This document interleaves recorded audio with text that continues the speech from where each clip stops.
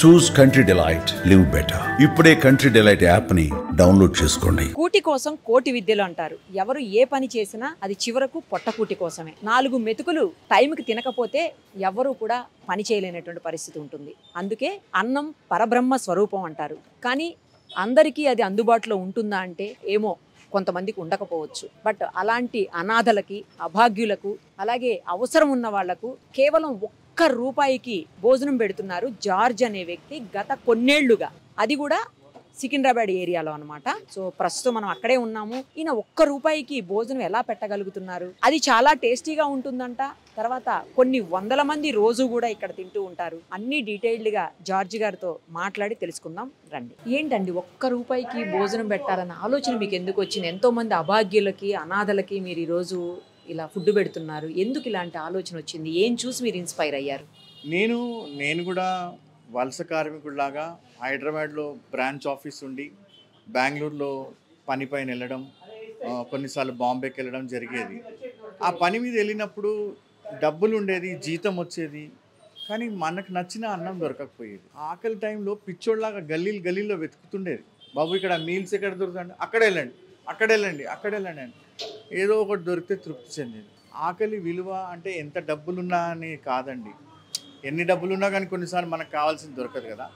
So అలా చూస్తూ మళ్ళీ తర్వాత నేను అనాథ వృద్ధుల ఆశ్రమం నడిపించేటప్పుడు చాలామంది వలస కార్మికులే దెబ్బతిని వచ్చేది. వలస కార్మికుడు పనిచేయడానికి వస్తాడు ఇక్కడ 3 రోజుల కోసం.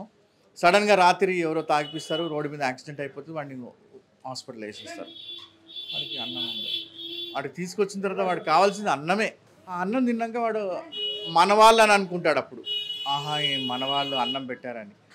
సో వాడిని అడుగుతుండేది, ఎందుకు ఇక్కడికి వచ్చావు అంటే, పని చేసుకోవడానికి వచ్చాను సార్, ఇట్లా సడన్గా అయిపోయింది, ఎవరు లేరు నాకు తెలిసిన వారు, అన్నం పెట్టేవాళ్ళు ఎవరు లేరు, టిఫిన్ తెచ్చేవాళ్ళు ఎవరు లేరు అనేది. So okay right. సో ఆకలి అనేది కూడా ఇంకా మన దేశంలో ఉంది, దాన్ని అడ్రస్ చేయలేకపోతున్నామేమో అనిపిస్తుంది. సో తర్వాత నేను 2-3 సంవత్సరాలు గాంధీ హాస్పిటల్ దగ్గర అందరూ చేసేలాగా అన్నదానం చేయాలి అంతే అనుకొని గాంధీ హాస్పిటల్ దగ్గర, క్లాక్ టవర్ దగ్గర అన్నదానం చేసేది. ఆ చేసి వచ్చినప్పుడల్లా నాకు డొనేషన్ వచ్చిన వాళ్ళకి చెప్పేదన్నమాట, అన్నదానం చేశాను మీ పేరు పైన అని. వాళ్ళు సంతోషపడేది. కానీ నేను అంత చేసి ఇంటికి వెళ్ళేటప్పటికి మున్సిపాలిటీ వాళ్ళు నన్ను చూసి ఇట్లా కోపంగా చూసేది. ఏంటి అబ్బా ఇట్లా చూస్తున్నారు ఏంటండి అంటే, మేము డ్యూటీ దిగాల సార్, ఇప్పుడు మళ్ళా నువ్వు కచరా చేసినావు మొత్తం, ఇప్పుడు ఎవడు దోమాలా అని అనేది. అనే వరకు ఎవడు దోమాలా, తీయాలా, ఎవడు తీయాలంటే సరే అమ్మా ఈ ₹10 పెట్టుకో అంటే, వద్దు సార్ అని. సో నాకేమనిపించింది అంటే, నేను ఎక్కడో సాటిస్ఫై చేయట్లేదు. అన్నదానం అనేది మాట ఉంటుంది కానీ ఎన్నో రకాలుగా అన్నదానాలు ఉన్నాయి, కానీ నేను చేసిన దాంట్లో సాటిస్ఫాక్షన్ లేదని అనిపించింది. సో నేను అన్ని సిటీలో అక్కడిక్కడ తిరుగుతూ ఉన్నాను, చూస్తున్నాను ఎక్కడెక్కడ ఏ విధంగా చేస్తున్నారని. తర్వాత ఒక పాయింట్ వచ్చింది, మనం అన్నదానం చేస్తుంటే చాలామంది అన్నదానం చేస్తున్నామని ముందుకెళ్ళి ఇస్తుంటారు అన్నాను. ఇదే బాబు అన్నదానం చేస్తున్నాను, తిను అంటారు. కానీ నిజంగా ఆకలిగా ఉన్నోడు ఉన్నాడా, వాడికి ఆకలిస్తుందా, వాడి అన్నాన్ని తీసుకుంటాడా, మళ్ళీ నెక్స్ట్ టైం తినాలనుకుంటాడా తెలీదు. సో గాంధీ హాస్పిటల్ దగ్గర అక్కడిక్కడ అన్నదానం చేయడానికి వెళ్ళినప్పుడు మేము ఎంతో శ్రద్ధగా పప్పు అన్నం ఇంట్లో తయారు చేసుకుని, సాంబార్ చేసుకుని వెళ్ళేది. కానీ అక్కడ ఏదో పెళ్లిలో మిగిలిన బిర్యానీ తీసుకురాగానే మనుషులందరూ అటు వెళ్ళిపోయేది. 1-2 గంటలు నిలబడాల్సింది మళ్ళీ అన్నదానం చేయాలంటే. అట్లా ఏంది ఇది అసలు, అన్నదానానికి టైమింగ్ లేదు, పంక్చువాలిటీ లేదు ఎక్కడైనా కానీ. ఎప్పుడో ఒకసారి మనుషులకు తెలియదు ఎక్కడ దొరుకుతుందో. అంటే అక్కడ మనుషులు ఎట్లా ఉన్నారంటే, ఈ పూట దొరుకుతుందో నెక్స్ట్ టైం దొరుకుతుందో లేదో అని కట్టుకొని పెట్టుకుంటున్నారు. అట్లా అయిపోయింది పరిస్థితి. మీరు ఎక్కడైనా చూడండి, చాలామంది అన్నం తీసుకున్న తర్వాత తిని ఒక పాకెట్ పెట్టుకుంటారు, ఎందుకంటే నైట్ దొరుకుతుందో లేదో అని. బికాస్ నైట్లో ఎవరు అన్నదానం చేస్తారో లేదో తెలియదు. సో ఇవన్నీ చూసిన తర్వాత ఇండియాలో రీసెర్చ్ చేసి బాగా ఎక్కడెక్కడ ఏ విధంగా అన్నదానం చేస్తున్నాను చూసి గౌతమ్ గంభీర్ గారిని చూసినప్పుడు అనిపించింది, ఇదేదో బాగుంది. కానీ ఆయన క్రికెట్ ప్లేయరు, ఆయనకంటే ఈజీగా ₹1 ఇవ్వచ్చు, మరి నా పరిస్థితి ఏంటిది అని అనుకున్నాను.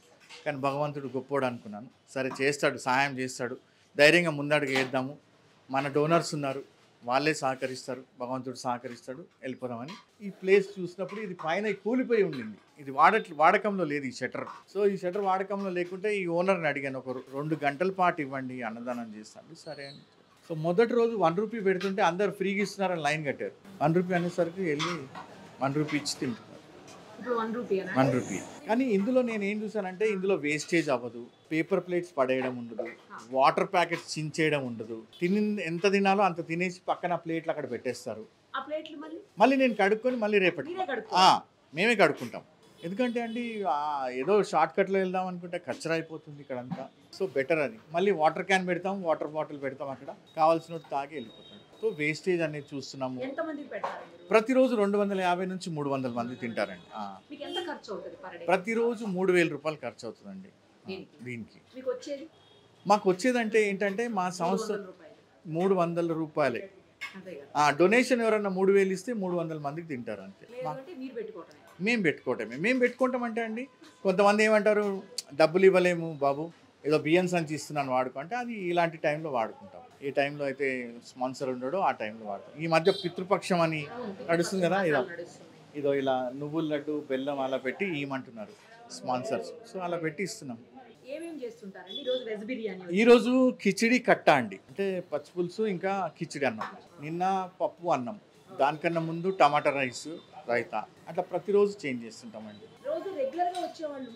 చాలా మంది ఉన్నారండి, ర్యాక్ పికర్స్ ఉన్నారు, స్విగ్గీలో ఉన్న వాళ్ళు వెళ్ళే వాళ్ళు ఉన్నారు, ఇక్కడ రోడ్డు మీద పేపర్స్ ఏరుకుంటారు అలాంటి వాళ్ళు వస్తుంటారు, రిక్షా వాళ్ళు వస్తారు, ఇక్కడ దగ్గర ఉన్న రిక్షా వాళ్ళు. మళ్ళీ ఇక్కడ పని చేయడానికి వలస కార్మికులు వచ్చి ఇక్కడ రూమ్ తీసుకొని ఉంటారు, ఒక రూమ్లో 3-4 ఉంటారు, వాళ్ళు ఈ టైంకి వచ్చి తినేసి వెళ్తారు. ఉన్నారండి. సో ఇదండి మా ఇంట్లో ఏమన్నారండి, ఇప్పుడు ఇట్లాంటి సంస్థ నడిపిస్తున్నప్పుడు కొంచెమన్నా సాక్రిఫైస్ ఉంటుంది. మా వాళ్ళు దానికి ఏమో అభ్యంతరం చెప్పరు. సో ఏంటంటే 1 రూపీ అనేది విచిత్రంగా అనిపిస్తుంది. సో నాకు కూడా భయం వేస్తుంది గట్టిగా ఆలోచిస్తే. చాలామంది ఇక్కడ నించొని లెక్క చేస్తారు, 1 రూపీకి జార్జ్ ఏం మిగులుతుంది జార్జ్ అంటారు. ఏం మిగిలించుకుంటాం సార్ మనం, ఇట్స్ నాట్ ఏ బిజినెస్ కదా, వాళ్ళకి తృప్తి చెందుతుంది. ఎందుకంటే దానికి ఒక రీజన్ ఉందండి. గాంధీలో వరుసగా లైన్లో నిలబడ్డప్పుడు స్విగ్గీ వాడు నిలబడ్డాడు, ఆటో వాడు నిలబడ్డాడు, మెడికల్ రిప్రజెంటేటివ్ నిలబడ్డాడు. వాళ్ళు చూసి ఆ బట్టలన్నీ చూసి పక్కన వెళ్ళిపోతారు. ఆ భేదాలు అక్కడ కనిపిస్తాయి. ఇక్కడ ఏముందంటే ఎటువంటి వాడైనా రూపాయి ఇవ్వడం, తీసుకోవడం, తినడం, ఆ రెస్పెక్ట్, ఆ డిగ్నిటీ ఉంటుందండి వాళ్ళకి. ఏ బట్టలు వేసుకున్నాడు, ఎలాంటి వాడని చూడమన్నమాట. 1 రూపీ ఇచ్చాడా మనం మర్యాదగా ఇవ్వాల్సిందే.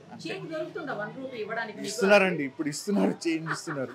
కొంతమంది స్కాన్ చేస్తున్నారు, లేదంటే 1 రూపీ స్కాన్ చేస్తారు. ఇంకా స్కాన్ చేస్తారంటే అనుకోవచ్చు వాళ్ళ పరిస్థితి ఎలా ఉందని. అలా స్కాన్ చేస్తారు, లేకుంటే ఎదురుగా సులభ్ కాంప్లెక్స్కి వెళ్ళి 1 రూపీ చేంజ్ తెచ్చి ఇస్తారు. అంటే ఆ 1 రూపీకి వాల్యూ తెలుస్తుంది. ఈరోజు 1 రూపీకి ఏమి రాదు, కానీ ఆకలి విలువ లేదండి. అంటే 10 రూపాయల వరకే చాలండి. ఎక్కువ ఇంకా ఇందులో కర్రీస్ పెట్టి ఏం పెట్టమండి. ఎందుకంటే కర్రీస్ పెడితే సరిపోదు, ఇంకేదైనా స్వీట్ పెడితే సరిపోదు, పాపడా సరిపోదు, కొట్లాట్లు అవుతాయి. సింపుల్ ఒక ముద్ద తింటే అబ్బా చాలరా నాయన అనుకోవాలి. అంతే కదండి. సో మధ్యాహ్నం భోజనానికి కొంచెం ఇంపార్టెన్స్ ఉంది కదండి. మన వాళ్ళు ఎంత దూరము మధ్యాహ్నం కొంచెం అంతే అండి. థ్యాంక్ యూ అండి. నాకు 3 పిల్లలు అండి. ఒక పిల్లోడు BSc నర్సింగ్ చేస్తున్నాడు, పాప ఇంటర్మీడియట్ చేస్తుంది, లాస్ట్ 8th క్లాస్ చదువుతున్నాడు. మా మిస్సెస్ టీచర్గా జాబ్ చేస్తున్నాడు. అంటే మా ఆర్గనైజేషన్లో ఇది 1 ఆఫ్ ద వర్క్ అండి.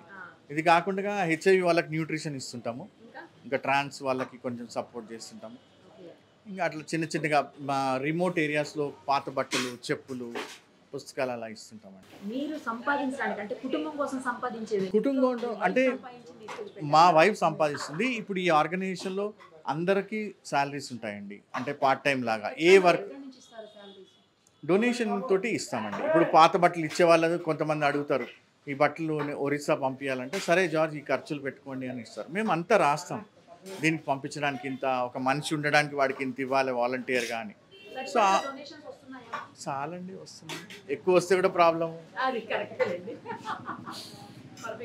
ఉన్న దాంట్లో సరిపించుకుంటున్నాం అంతే, చాలండి. ఎవరు లేకుంటే మేమే వాలంటీర్గా చేస్తాం. కానీ దేవుడి దేవల్ల అలాంటి పరిస్థితి రాలేదు. ఎవరో అర్ధరాత్రి వచ్చి బియ్యం ఇచ్చి వెళ్తారు.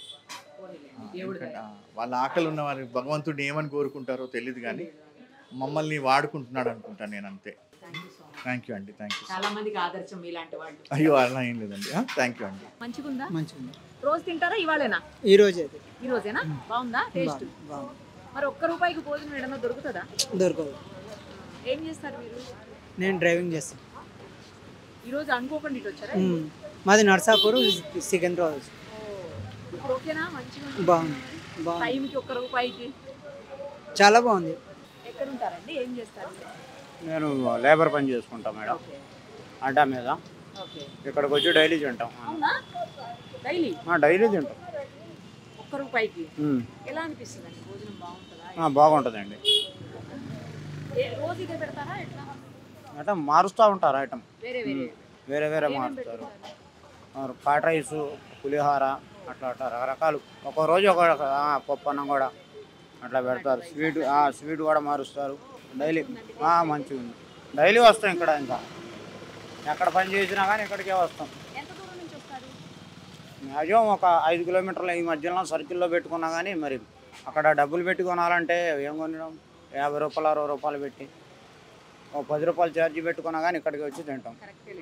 ఎక్కడి నుంచి వచ్చారు? ఇక్కడికి ఎందుకు వచ్చారు?